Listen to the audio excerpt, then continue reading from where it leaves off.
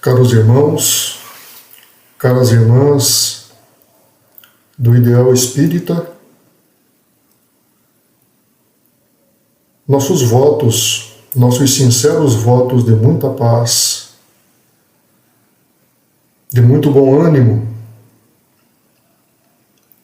que Jesus, na sua infinita bondade, possa se fazer presente em nossos corações, nos dando condições de refletir a respeito dos seus ensinamentos, nos dando condições, principalmente, de colocar em prática tudo aquilo que aprendemos, tudo aquilo que descobrimos estudando essa doutrina santa que é a doutrina espírita.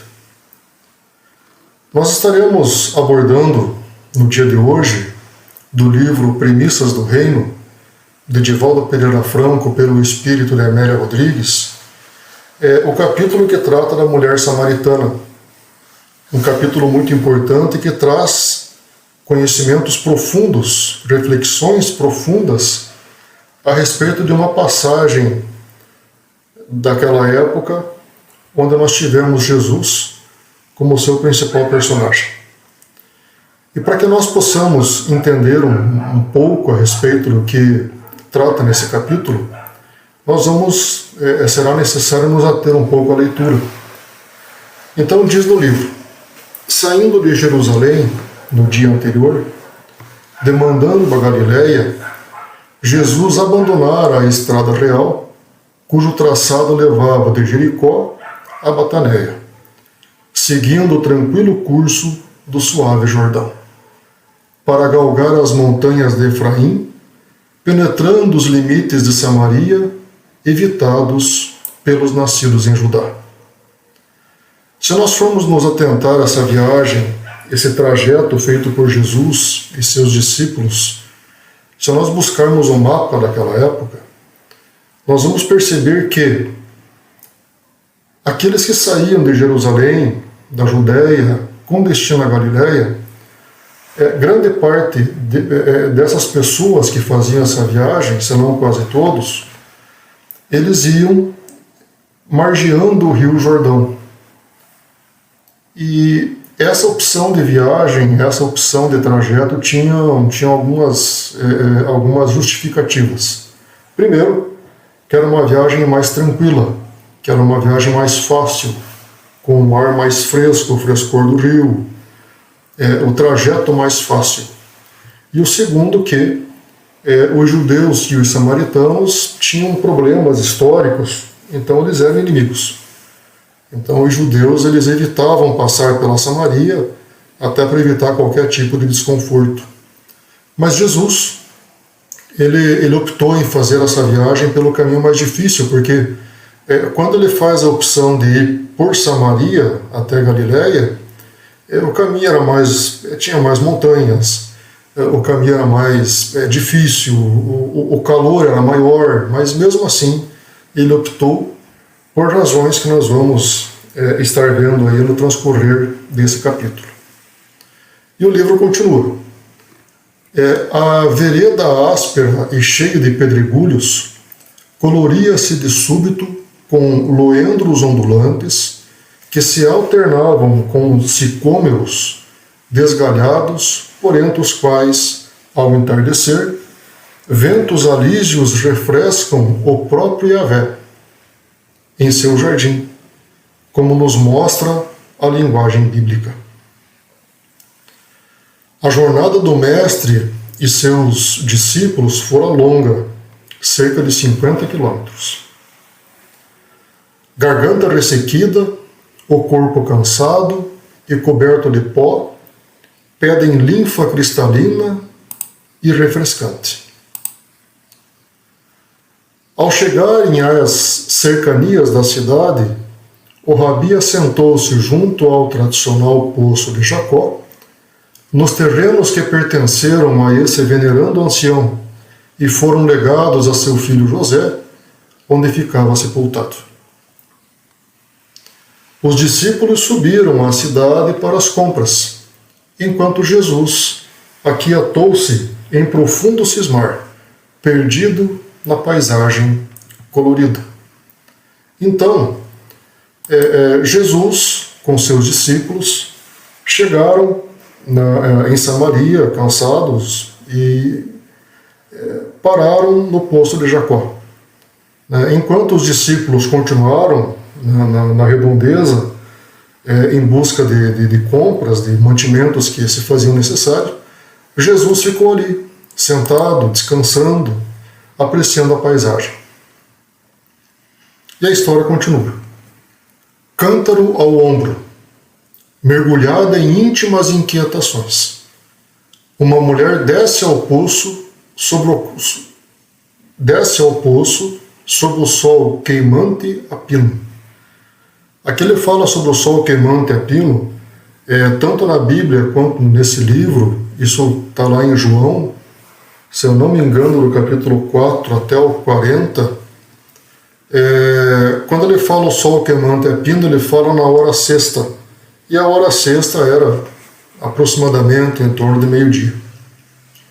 Então, cântaro ao ombro, mergulhada em íntimas inquietações, uma mulher desce ao poço sob o sol queimante a pino. Surpreende-se com um estranho olhar que lhe dirige o forasteiro judeu, que ali parece aguardá-la. Atira, porém, o vaso sobre a água e recolhe o precioso líquido na bilha que repousa sobre o paiol. Ela sente-se intranquila, como se algo estivesse para suceder-lhe. Emoções desconhecidas tumultuam-lhe o espírito. Essa questão aqui, meus irmãos, realmente é algo assim que a gente para refletir um pouco. Tentando se colocar no lugar dessa mulher, porque essa mulher, ela era uma mulher pecadora. E ela nos representa, porque somos também pecadores. Mas a gente realmente se coloca a pensar a respeito desse momento da história em que essa mulher desce com um cântaro ao ombro, colhe a água, descansa um pouco a água no poço, mas ela começa a sentir uma inquietação muito grande. Emoções desconhecidas tumultuam-lhe o espírito, tudo isso porque ela estava na presença do Mestre, embora ainda não soubesse quem era aquele homem. E a gente realmente fica a pensar, né? Qual seria a nossa reação se nós nos deparássemos perante o Mestre? É algo assim que eu sempre imaginei que seria algo muito bom, sentiria com certeza... A gente não tem nem palavras para explicar o que nós sentiríamos, mas dá a impressão assim que sentiríamos coisas boas. E essa mulher, ela se sente perturbada. Né? Emoções desconhecidas perturbam-lhe o espírito. Ela sente-se intranquila, como se algo estivesse para acontecer. Será que se nós nos deparássemos de frente ao Mestre, nossas imperfeições morais também não borbulhariam, não viriam à tona e nos deixariam também perturbados? Né? É algo que chama atenção nessa história. Quando se dispõe a tomar o vasilhame e retornar ao lar, ela ouve: "Dá-me de beber." Ela volta-se surpresa, dominada por estranhos e profundos ressentimentos, e pergunta: "Como sendo tu um judeu, me pedes de beber a mim, que sou mulher samaritana?" Como eu disse ali no começo, meus irmãos, os judeus e os samaritanos, eles tinham desentendimentos históricos, eram inimigos, realmente eles tinham uma situação entre eles ali muito grande e muito séria. Mas, mesmo eles não se entendendo, mesmo eles tendo essa desavença, samaritanos e judeus eram inimigos, embora ambos fossem da mesma raça, pois ambos eram hebreus. E isso se explica na história, porque a nação hebraica ela era dividida em 12 tribos. É como se fosse o Brasil dividido em 12 estados. Ao norte de Jerusalém haviam 10 tribos. Ao sul de Jerusalém haviam 2 tribos, a tribo de Judá e a tribo de Benjamim. Como Judá era muito famosa na época, os hebreus passaram a ser chamados de judeus. E tudo isso veio porque de Judá veio o rei Davi e o rei Salomão. E após a morte do rei Salomão, houve muitas brigas, onde as 10 tribos do norte pararam de conversar com as 2 tribos do sul. Então, sem entrar muito a fundo, até porque nós não temos tempo para isso, mas foi mais ou menos isso que aconteceu, questões religiosas, questões que eles acreditavam em vários deuses, depois passaram a acreditar em um único Deus. Tudo isso fez com que os samaritanos e os judeus acabassem se desentendendo e realmente eles tinham um problema de relacionamento muito grande, né? Mas o livro continua e diz assim: Jesus conhece as dissensões que separam os 2 povos, judeus e samaritanos. Não seria essa a única vez que ele provocaria esse escândalo, afrontando esses costumes. Ou seja, realmente Jesus ele quebrou um protocolo. Jesus ele remou contra a maré. Essa mulher samaritana ela representa todos nós.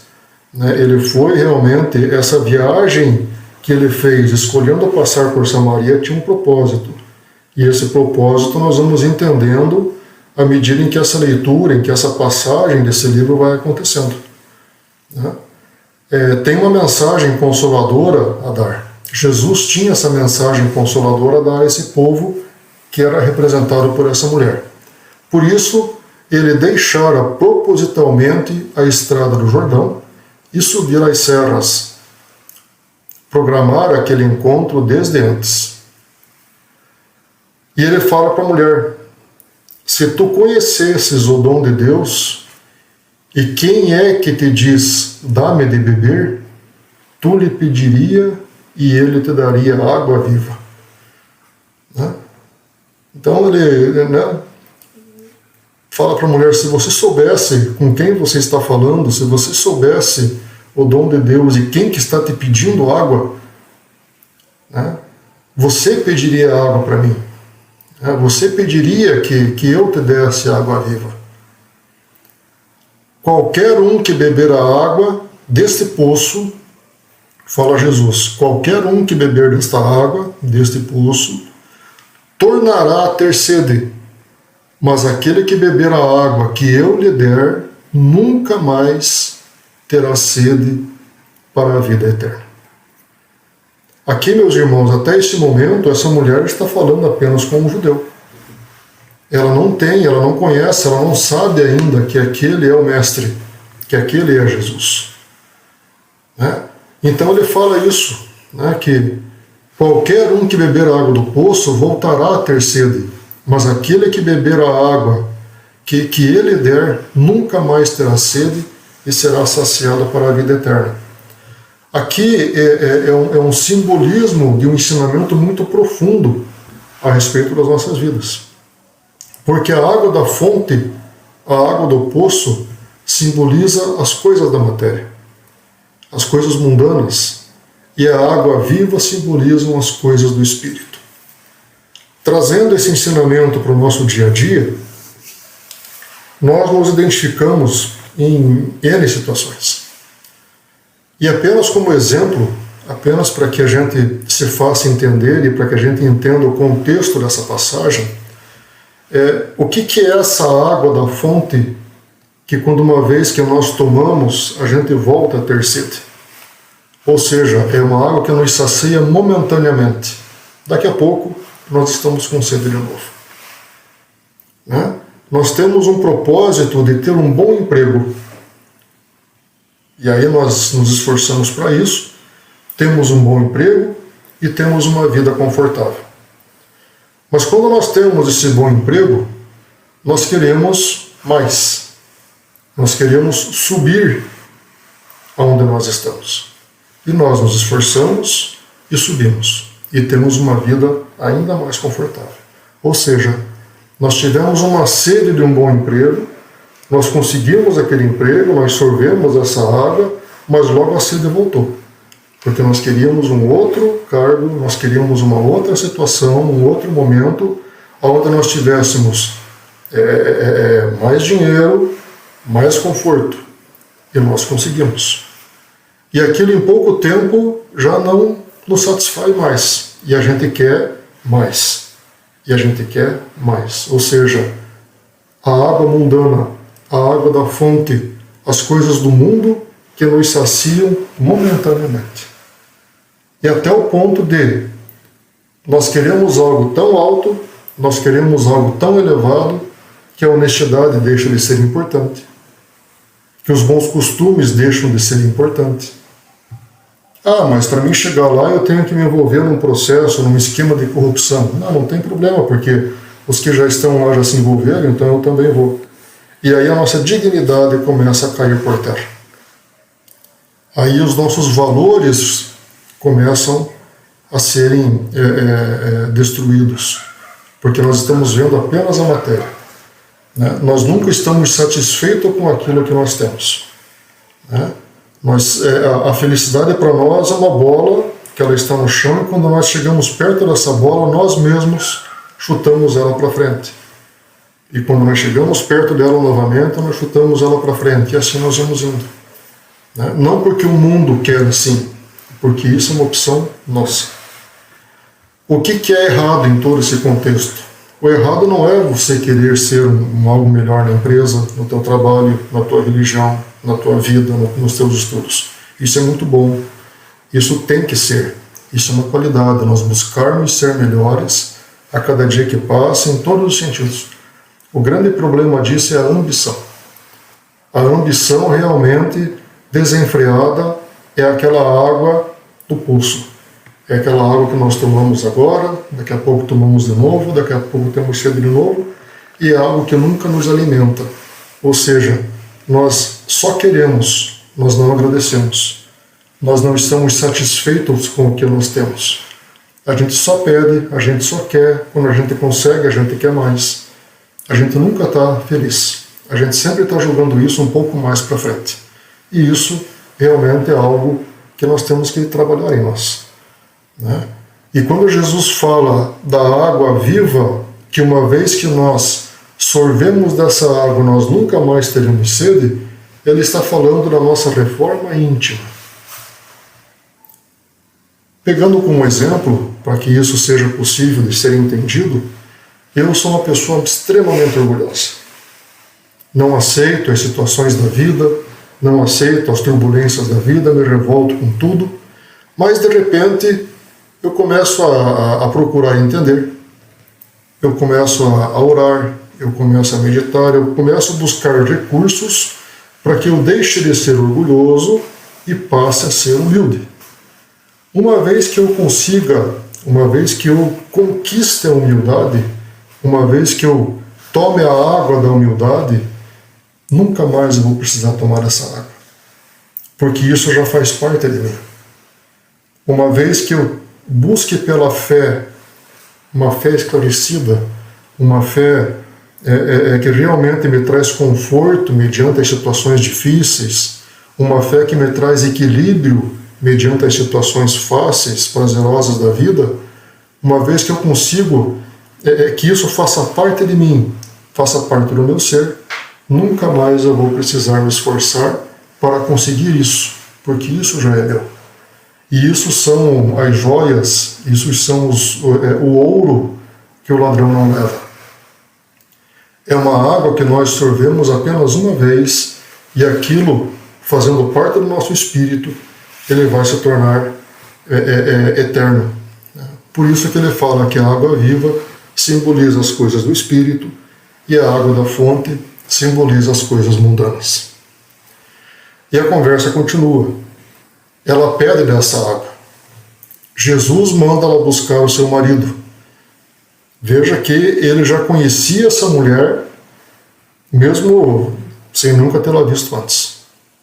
Ela se perturba, pois era pecadora. E Jesus sabia disso. E ela diz para Jesus, mas como assim? Eu não tenho marido. E Jesus disse, disseste bem, não tenho marido. Confirmou Jesus, pois que 5 maridos tivestes, e o que agora tens não é teu marido. Né? Ela reconhece aquele homem como um profeta, porque ele tinha um conhecimento além. Um homem que ela nunca viu, sabia da história dela, sabia dos maridos que ela tinha tido, né? E nisso ela desconversa.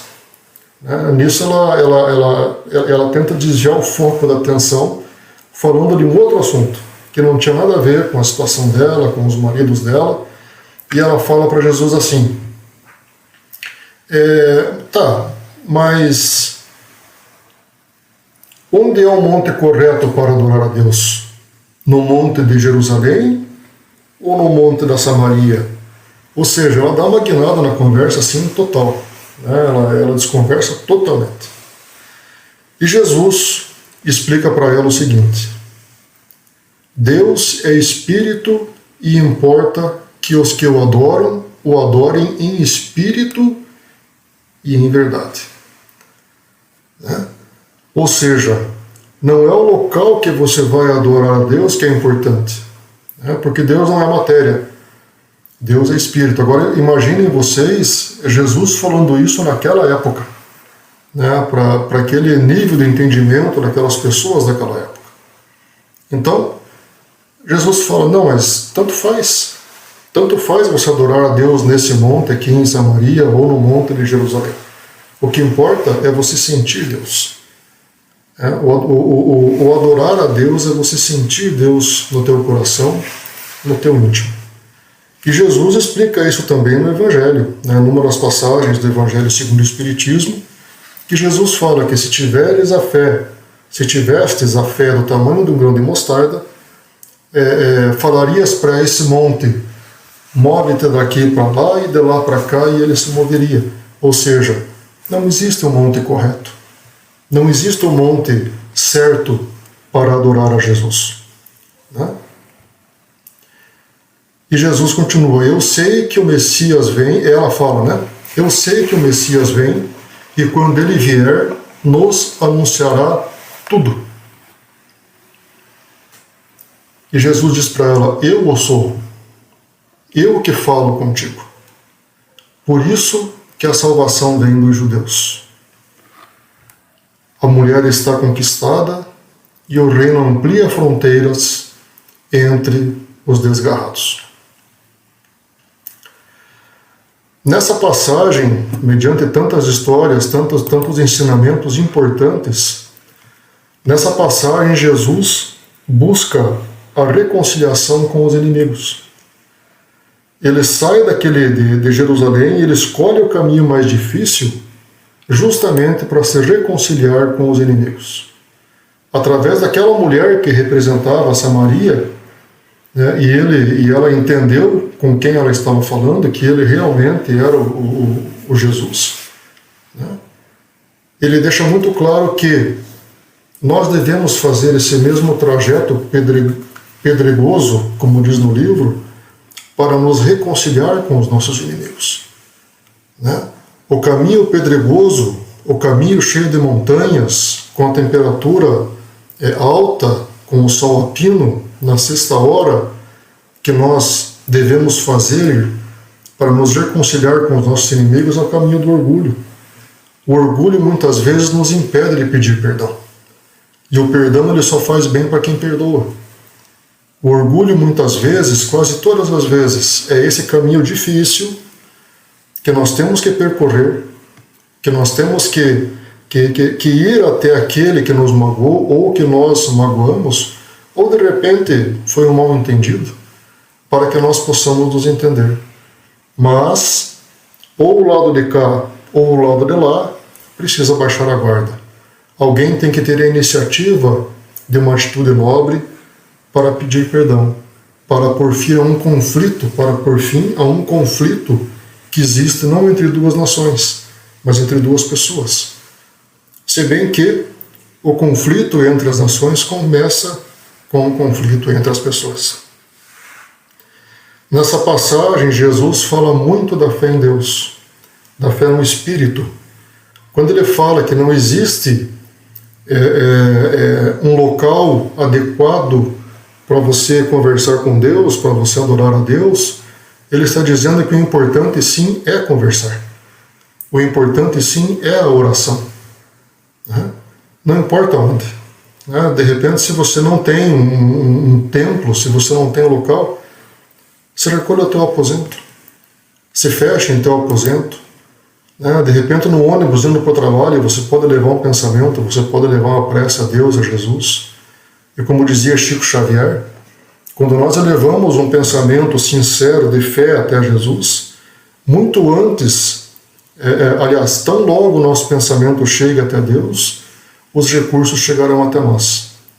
E isso é um combustível para que nós possamos passar pelas turbulências do planeta de uma forma equilibrada, de uma forma tranquila, sem muitos questionamentos que não fazem sentido. De repente temos um ente querido que está sofrendo, nós estamos passando por dificuldades, nós estamos passando por momentos difíceis e acredito que grande parte de nós, se não todos nós, estejamos passando por esses momentos, porque é um momento pelo qual a Terra está passando. E essa caminhada torna-se um pouco menos sofrida quando nós temos o costume de levar o nosso pensamento a Deus, de levar o nosso pensamento a Jesus, rogando ajuda, rogando o amparo necessário para que a gente possa chegar no fim dessa caminhada e olhar para trás e ter a consciência tranquila de que o dever foi cumprido. Porque fizemos o trajeto com fé, sem questionamentos infundáveis, acreditando que aquilo era para o nosso amadurecimento. Acreditando que Deus usa da dor para nos trabalhar. Deus usa da dor para nos transformar. Basta que nós, enquanto espíritas que somos, que buscamos o esclarecimento, que buscamos a fé raciocinada, entendamos esse processo.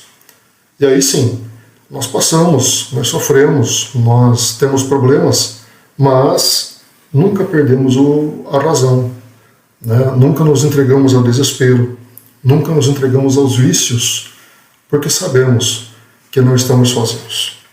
Sabemos que o Mestre está conosco, isso quando não estamos carregando no colo, como diz aquela história das pegadas na areia.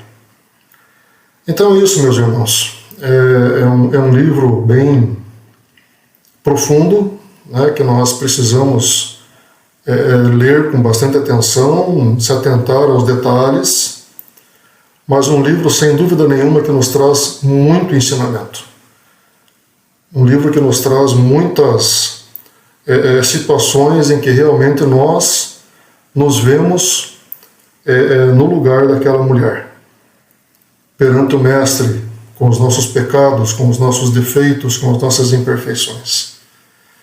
E que Jesus possa estar conosco, nos abençoando, nos iluminando, nos proporcionando momentos felizes, durante a nossa caminhada, e até uma outra oportunidade, se assim Deus permitir. Um grande abraço a todos, muita paz, muito bom ânimo, e que Jesus nos envolva e nos proteja para sempre.